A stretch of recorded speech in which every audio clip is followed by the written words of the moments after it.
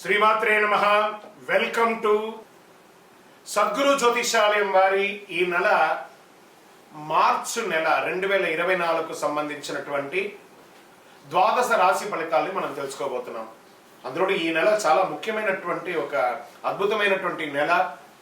మన తెలుగు ఉగాది యుగానికి ఆది అయినటువంటి రోజు కూడా ఈ నెలనే రాబోతుంది. కాబట్టి ముందు మనం పూర్తి ఈ మార్చి వివరాలన్నీ తెలుసుకున్న తర్వాత ఉగాది ప్రత్యేక సంవత్సరికమైనటువంటి ఉగాది టు ఉగాది వరకు ఉన్నటువంటి రాశి ఫలితాలని త్వరలోనే మనం ఒక వారం 10 రోజుల్లోనే ఉగాది కంప్లీట్ ఒక సంవత్సర పంచాంగ శ్రవణం మరియు ఉగాది రాశి ఫలితాలు కూడా చెప్పడం జరుగుతుంది. జ్యోతిష్ శాస్త్రం అనేది ఒక పడుతున్న వర్షానికి ఒక గొడుగే మాత్రం. జ్యోతిష్ శాస్త్రం జీవితం కాదు, బాగా గుర్తుపెట్టుకోవాలి.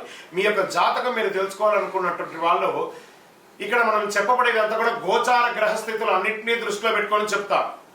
ఒకరిని ఎక్కువ ఒకరు తక్కువ కదా, అన్ని వర్గాల వాళ్ళని.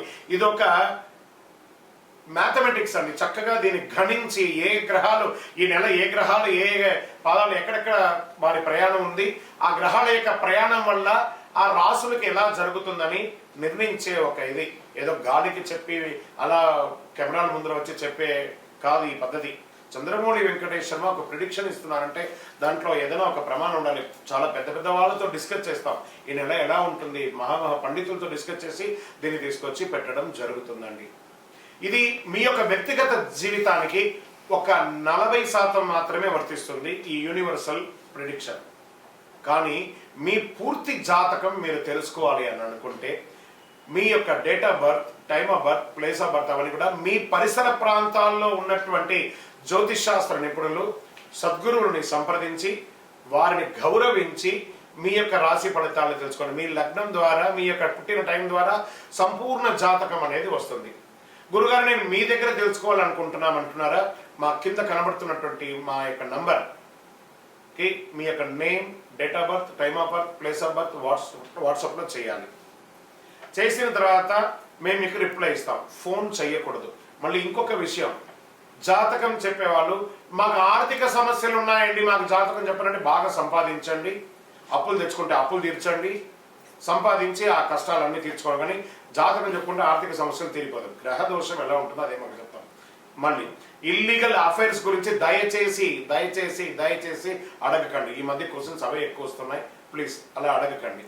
21 వయసు లోపు ఉన్న పిల్లలు దయచేసి కాల్ చేయకండి. మీరు చదువుకునే వయసు ఖచ్చితంగా చదువుకోవాలి. మీ యొక్క చదువు మీద కాన్సన్ట్రేట్ చేయండి, మీ జీవితం బాగుంటుంది. కానీ జాతకం మీద కాన్సన్ట్రేట్ చేస్తే మీ మీద మీకు నమ్మకం తగ్గిపోతుంది. మరియు గౌరవమైనటువంటి 60 వయసు పైనున్న ఎవరైనా కాల్ చేస్తున్నారు అని అనుకోండి, మెసేజ్ చేస్తున్నారు అనుకోండి, ఏమంటే మీరు 60 వసంతాలు చూసేశారు, పిల్ల పాప కుటుంబం వ్యాపారం ఉద్యోగం పెళ్లి మనవాళ్ళు మనవరాలు అన్నీ చూసేశారు కాబట్టి మీరు సాక్షాత్ దైవ సమానులు.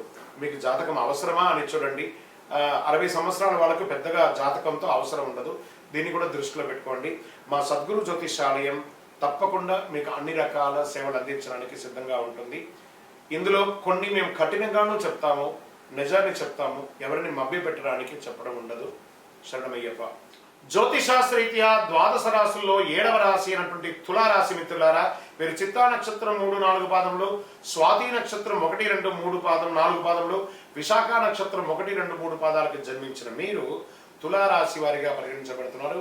ఈ మార్చి నాటి మీకు శుభాశుభ ఫలితాలు ఎలా ఉన్నాయంటే, శుక్రుడు చతుర్థ స్థానంలో ఉండడం వల్ల భూ సంబంధిత వ్యవహారం వల్ల లాభం కలిగే అవకాశాలు బాగా ఉంది. వ్యాపారులకు పురోగతి ఉంటుంది. ఉద్యోగులకి కార్యాలయంలో సానుకూలతగా ఉంటుంది. విద్యార్థులకి మిశ్రమ ఫలితాలున్న విజయం సాధిస్తారు. దాంపతుల మధ్య ప్రేమానురాగం పెరిగి అందంగా ఆనందంగా ఉంటారు.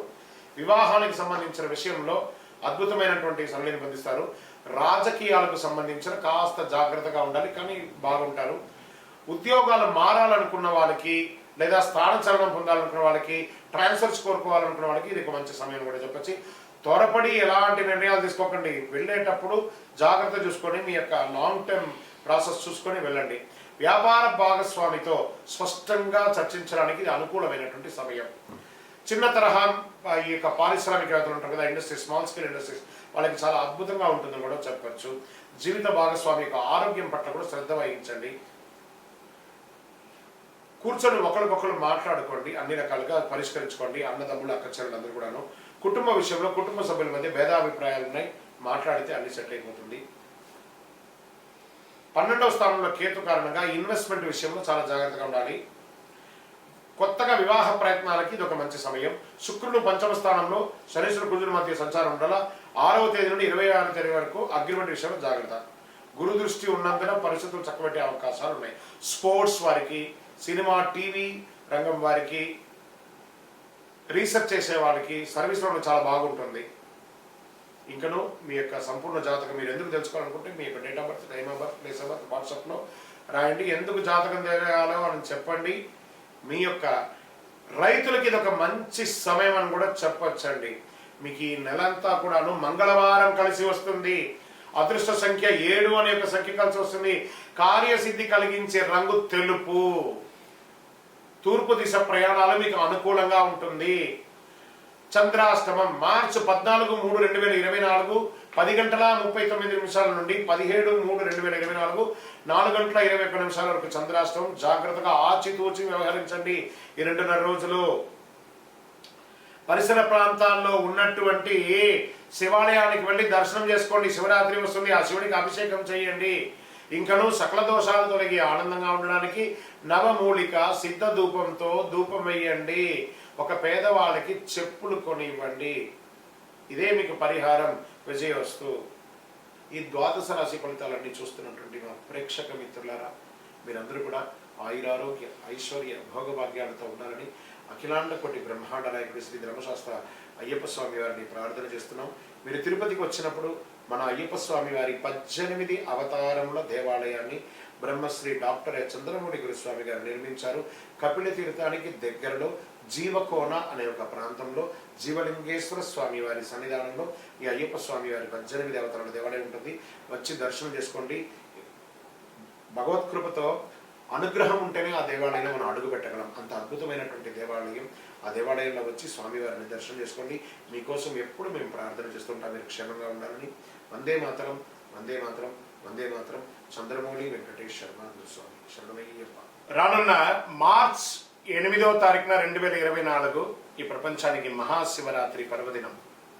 ఎంత అద్భుతమైనటువంటి దినం అంటే అది. అసలు మహాశివరాత్రి అంటే ఏంటి, ఆ రోజు పాటించవలసినటువంటి ముఖ్యమైనటువంటి అంశాలు ఏంటి, దాని గురించి మనం ఇప్పుడు తెలుసుకుందాం. అసలు శివరాత్రి ఎలా చేస్తారు, ఎలా వచ్చింది, ఆ రోజు ఎందుకు చేస్తున్నాం అని కూడా. భారతీయ హిందూ సంప్రదాయ పండుగల్లో తిథుల్లోనూ నక్షత్రాలను ముడిపడి ఉంటుంది కాబట్టి కొన్ని పండుగలు తిథులు మరియు కొన్ని పండుగలు నక్షత్రాలు ప్రధానమవుతాయి. ఈ పద్ధతిలో ప్రతి నెల బాగా గుర్తుపెట్టుకోవాలి. చాంద్రమానం ప్రకారము కృష్ణపక్షంలోని ప్రదోష వ్యాప్తి గల చతుర్దశి తిథిని మహాశివరాత్రి అంటారు.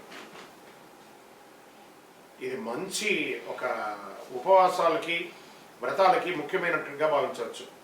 శివునిగా కొలుస్తారు అందరూ కూడా. సూర్యాస్తమ సమయమునకు 6 గడియలు ప్రదోష కాలం అంటారు.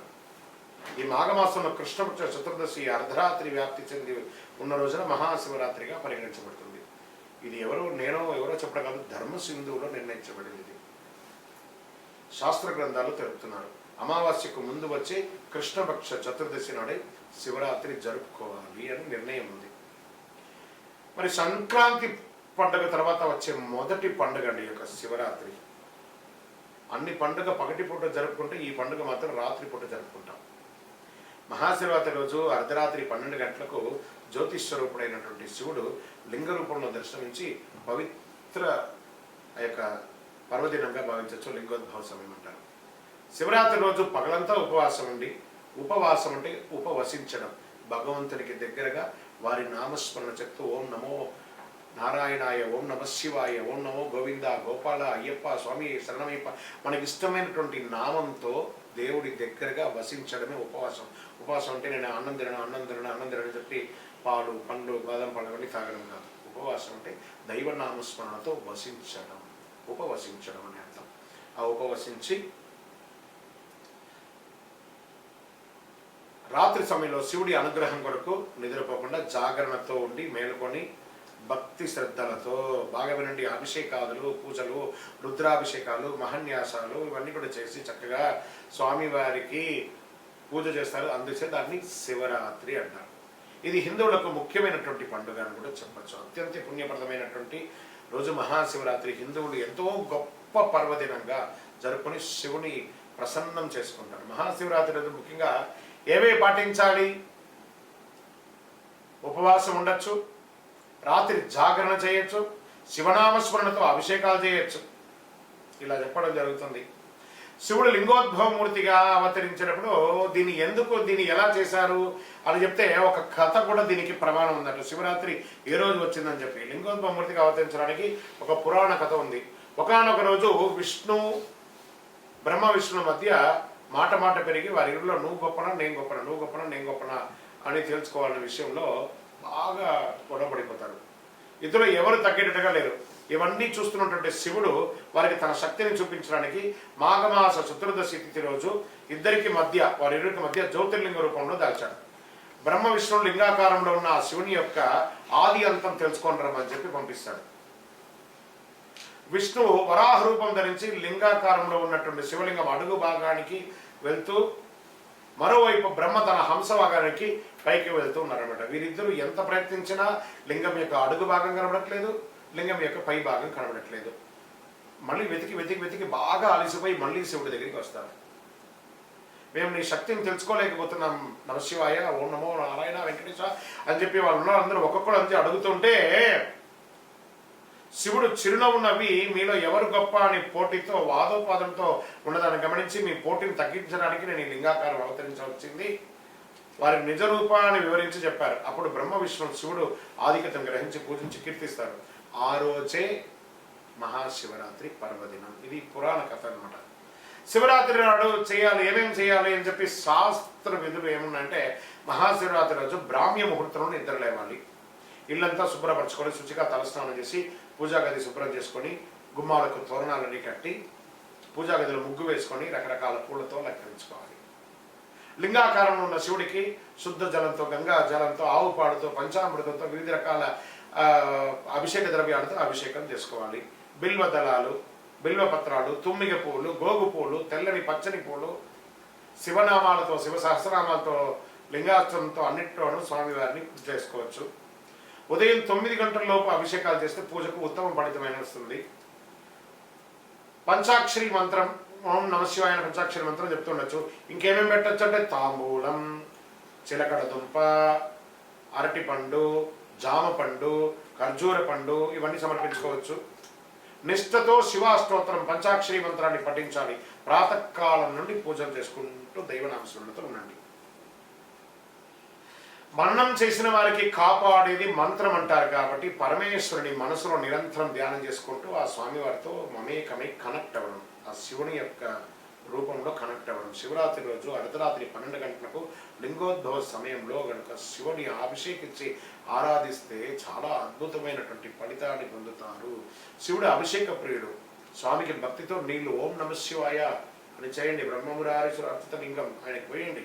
చక్కగా ఆనందపడతాడు. భక్తి ప్రధానం, దీనికి భక్తి మాత్రమే ప్రధానం, ద్రవ్యం కాదు ప్రధానం. చేసుకోవాలి. సాయంత్రం 6 గంటల నుండి మరుసటి రోజు ఉదయం 6 గంటల వరకు భక్తి శ్రద్ధలతో శివనామాలతో శివపురాణం మొదలు పెట్టుకొని చదువుకుని విశేషం పొందుతాడు. అందుకని శివరాత్రి రోజు సినిమాలు చూసుకుంటే, అర్ధరాత్రి సినిమా చూసుకుని కూడా నేను జాగరణ చేస్తానంటే అది శివరాత్రి కాదు. మహాశివుడు అనేవాడు మాతృవాత్సల్యం కలివాడు కాబట్టి తల్లి బిడ్డలు ఏ విధంగా రక్షించుకుంటాడు, శివుడు తన భక్తులు కూడా అదే విధంగా రక్షించుకుంటాడు. ఎవరు భక్తితో పూజిస్తారు రక్షించుకోవడం. ఈ మహాశివరాత్రికి పగలంతా ఉపవాసం ఉండి రాత్రంతా జాగరణ చేసి మరుసటి రోజు స్నానం చేసి మహానైవేద్యంగా అన్నము కూరగాయలు వండి దేవునికి సమర్పించి పేదవాళ్ళకి దానం చేయాలట. ఫస్ట్ పశుపక్షాదులకి దానం చేయాలట. ఎందుకంటే వారికి దానం చేస్తుంటే ఆ భగవంతుడే భిక్షాటన చేస్తుంటారు కదా, ఆ భిక్షాటన రూపంలో మనకి భిక్షను స్వీకరిస్తారట స్వామివారు. తదనంతరం మనం స్వామివారికి సమర్పించినటువంటి ఆ యొక్క శేషాన్ని మనం ఆరగించాలట. గోమాతకు ప్రదక్షిణ చేసి మరి పూజ చేయాలట. ఈ తంతు పూర్తి చేసిన తర్వాతనే తన ఉపవాస దీక్షను విరమించాలి అని ఎంతో పుణ్యప్రదం అన్నమాట ఈ యొక్క శివరాత్రి. భగవంతుని అనుగ్రహం వల్ల మనకు కలిగిన దానిలో మనకున్న సంపదలో ఇతరులకు పంచిపెట్టిన తర్వాత మనం స్వీకరించాలి. సాక్షాత్ పరమశివుడు తన భక్తుల బాధలను స్వీకరించడానికి భిక్షాటన చేస్తూ వారు చేసే దాన రూపంలో వారి యొక్క కష్టాన్ని, వారి యొక్క ఆ దారిద్ర్యాన్ని తీసుకొని ఐశ్వర్యాన్ని తిరిగి వారికి అనుగ్రహ రూపంలో అందిస్తున్నారట. ముఖ్యంగా మీ ప్రాంతంలో ఉన్నటువంటి శివాలయాల్లో ఏ రోజు మహాశివరాత్రి పర్వదిన వేడుకలు చేస్తారో ఆ రోజే ఆయా ప్రాంతాల్లో ఆధార ప్రకారంగా శివరాత్రి జరుపుకుంటారనేది ఉత్తమం. మీరు కూడా మీ ఇంట్లో చేసుకోండి, దేవాలయంలో చేసుకోండి, మిత్రులందరూ కలిసి చేయండి. మీరు అపార్ట్మెంట్లో ఉన్నారు, అందరూ కలిసి చేయండి, కానీ చెయ్యండి, అద్భుతంగా చేసుకోండి. ఓం నమ శివాయ, ఓం నమ శివాయ అని చెప్పి పులకించిపోండి. అఖిలాండ కోటి బ్రహ్మాండ నాయకుడు ఆ శివుడు బోళాశంకరుడు, భక్తశంకరుడు ఎంత అద్భుతమనంటే ఆయన్ని ప్రార్థిస్తే ఓం నమ శివాయని పిలిస్తాడట, సర్వాన్ని ఇచ్చేస్తాడ.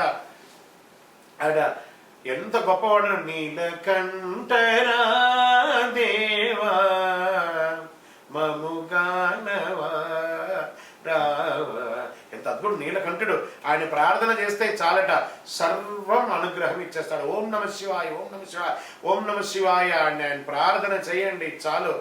చంద్రశేఖరుడు, ఆయన నటరాజుడు, కైలాసనాథుడు, బోళాశంకరుడు, ఆయన్ని ప్రార్థన చేస్తే మన జీవితం అంతా కూడా ధన్యం.